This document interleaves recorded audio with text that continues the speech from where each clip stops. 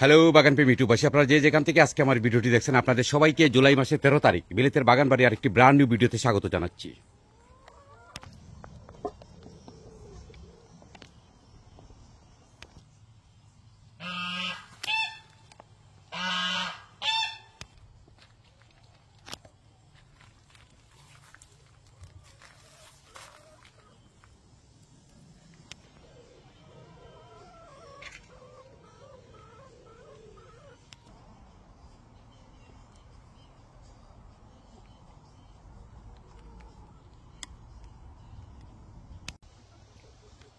তো আজকের ভিডিওতে আপনাদের সাথে শেয়ার করব আমার মাসায় যে লাউগুলো রয়েছে, এই লাউগুলো। আর এবছর আমি গ্রিন হাউসের ভিতরে কোনো লাউ গাছ রোপণ করিনি, যাই করেছি সবগুলোই আমার বাগানে। আর আপনারা জানেন এই মাছাটা অনেক উঁচু, এই উঁচু থাকায় মাছার পুরোটা অংশ এখনো লাউয়ের গাছ যায়নি। কিন্তু তার আগেই যে দেখুন একদম গোড়া থেকে, এই যে দেখেন গোড়া থেকে লাউ, কতগুলো লাউ এসেছে। আর এখানে বেশ কয়েকটা ভ্যারাইটি রয়েছে। আর আপনারা যারা নিয়মিত আমার ভিডিও দেখেন, আপনারা জানেন যে আমি এই মাছা থেকে, এখান থেকে আমি একদম ওই গোড়াটায় দুটি লাউ হারভেস্ট করেছিলাম। আর এখন আজকের দিন, অর্থাৎ এই জুলাই মাসের 13 তারিখে আজকের দিনে যদি আপনাদেরকে দেখাই যে কি পরিমাণ লাউ এখানে আছে, এই যে দেখেন। এবং এখানে বেশ কয়েকটা ভ্যারাইটি রয়েছে। যেমন আমি যদি এটি আপনাদেরকে বলি, এটি হচ্ছে একটা ভ্যারাইটি। তারপরে এই যে দুটি লাউ এখানে দেখতেছেন, এই যে দেখেন, এই দুটি লাউ হচ্ছে আবার একই ভ্যারাইটি। তো এখানে হচ্ছে দুটি ভ্যারাইটি। তারপরে যদি এদিকে আসি, একটু এখানে আসি, এটা হচ্ছে আরেকটা ভ্যারাইটি। আর এটি হচ্ছে চিনি লাউ। এবছর প্রথম আমি রোপণ করেছি এই চিনি লাউটি। অসম্ভব সুস্বাদু একটা লাউ হচ্ছে এটি। বিশেষ করে আমরা যারা মিষ্টি কুমড়া চাষ করি বা মিষ্টি কুমড়া রান্না করে খাই, আমরা অনেকেই জানি যে মিষ্টি কুমড়াটাই মূলত মিষ্টি হয়। কিন্তু লাউয়ের মধ্যেও কিন্তু অনেকগুলো রয়েছে যে সুস্বাদু, যেটা বলি আমরা স্বাদ বা মিষ্টি যেটা বলি। তার মধ্যে এটি হচ্ছে, যেমন এই লাউটি হচ্ছে আরেকটা ভ্যারাইটি, এই যে চিনি লাউ, অসম্ভব মিষ্টি। আর রান্নার পর আপনার মনে হবে যেন এটা কোনো ধরনের একটা মিষ্টি কুমড়া আপনি রান্না করেছেন। তো এই লাউটি প্রথম রোপণ করেছি এবং বেশ কিছু আমি হারভেস্ট করেছি, যেগুলো ওই মাটি থেকে হারভেস্ট করেছিলাম, আপনারা জানেন, সেগুলো আপনারা দেখেছেন, আপনাদের সাথে শেয়ার করেছিলাম। তো হারভেস্টের পর যখন রান্না করা হলো, তারপরেই এই স্বাদটা আমি পেয়েছি যে সবাই বলছেন যে লাউটি অনেক সুস্বাদু এবং একেবারেই মানে রান্না খুব অল্প সময়েই কিন্তু এটি সিদ্ধ হয়ে যায়। তো এখানে আছে একটা, তারপরে এই যে দেখেন এখানে আরেকটা, এই আরেকটা। তো এখানে টোটাল দুটা। আর আরেকটা যেটা বলছিলাম যে এই হচ্ছে অন্য একটা ভ্যারাইটি। তো এই ভ্যারাইটিটি আসলে খুব চমৎকার একটা লাউ। এই যে দেখুন উপর থেকে নিচ পর্যন্ত একই শেপের, একই ইয়ের। এটি হচ্ছে অন্য একটা ভ্যারাইটি। আর এই যেটা, এটা অনেক বড় একটা লাউ হয়। তো এই লাউটিও আমি এই মানে এখানে মাছার মধ্যে এখনো হারভেস্ট করা হয়নি, তবে এই লাউটি আরো অনেকদিন পরে হারভেস্ট করতে পারবো। আর এটি আমি হারভেস্ট চাইলে আজকেই করতে পারবো, এটি অনেকটা রেডি, এগুলো আর বেশি বড় হয় না। তারপরে ওখানে আছে এই যে এটি আরেকটা অন্য একটা ভ্যারাইটি।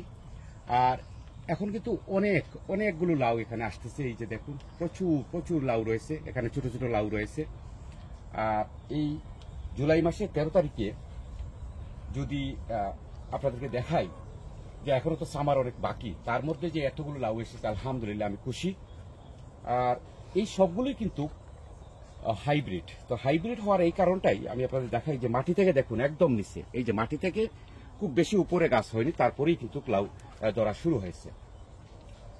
আর ওই পাশটা যদি একটু দেখাই, আমি এই পাশটা যদি একটু দেখাই, এই যে দেখেন, এই যে মাছাটা কিন্তু অনেক উঁচু একটা মাছা। আর ওই পাশে আছে, সেগুলো কিন্তু খুব চমৎকার লাউ।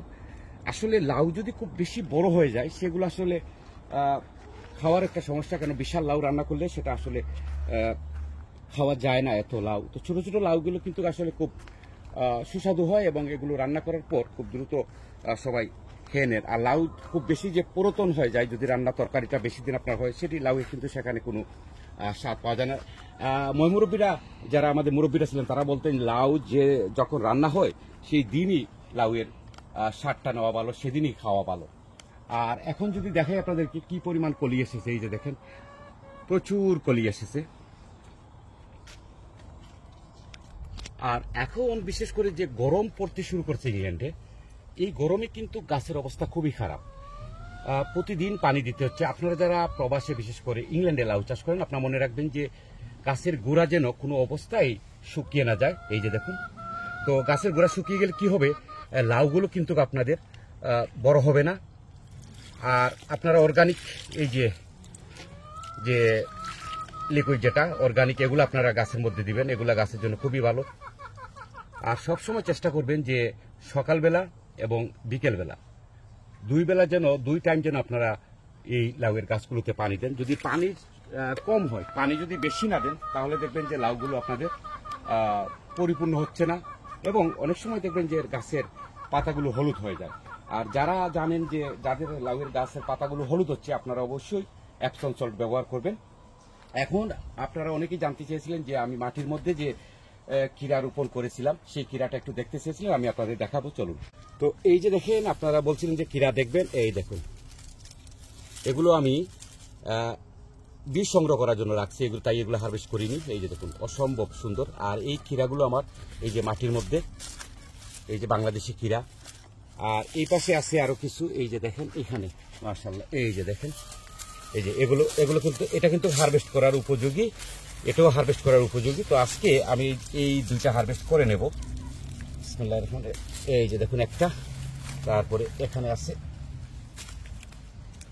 এই যে একটা, দুইটা, আরো আছে অনেকগুলো আসতেছে এখানে। তো যাই হোক, আপনারা যারা জানতে চেয়েছিলেন, এই যে এখানে আরেকটা, মাশাআল্লাহ, এটা তো আমি খেয়ালই করিনি। এই যে দেখুন, এটাও হারভেস্ট করলাম। আর বাকি যেগুলো, এখানে আরেকটা, এই যে আরেকটা, এটাও হারভেস্ট করলাম। তো এখন 4টা হয়ে গেছে। আমি প্রথম ভাবছিলাম সম্ভবত একটা ক্ষীরা হবে। তারপরে এই যে আরো আসতেছে, এই যে দেখেন।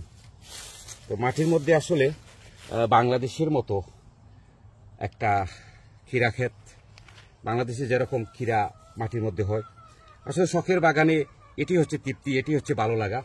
আর বাকিগুলো থাক, এগুলো আমি বীজ সংগ্রহ করব। তো সময় তো ভিউয়াররা, আজকে এ পর্যন্তই।